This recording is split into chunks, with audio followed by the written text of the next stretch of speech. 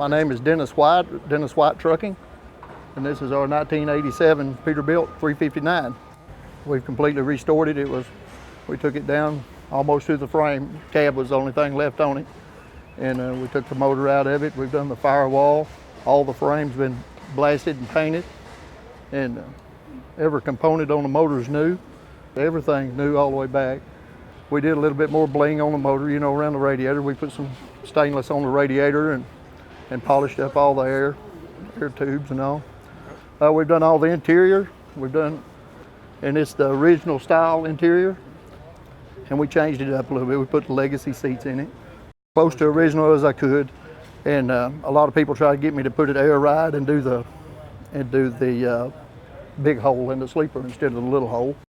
I don't know if I'd ever do that. I just wanted to keep it original, as I could. Because the interior is the main thing I was really proud of, because that's what makes it pop, to me.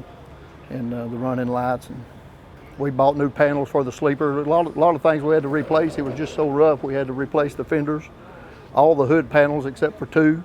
We replaced all the sleeper panels on the back. And I'm not really a fender kind of guy. I've always liked the quarter fenders and the mud flaps, but since we went that far with it, we put the WTI fenders on it. And we're really proud of those.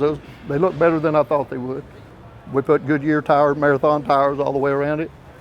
And the wheels actually come off of an old reefer trailer that was on a friend of mine's truck, and we had them machine polished, and they really come out nice because it was really pretty bad. It was a good runner, and you could tell by looking at it when I looked at it that it was a builder. So I bought it. I wanted one to fix up, and it just kept getting bigger and better, so it actually went a little further than I wanted it to, a little more money. But yeah, we just fixed it up to show and play with pretty much.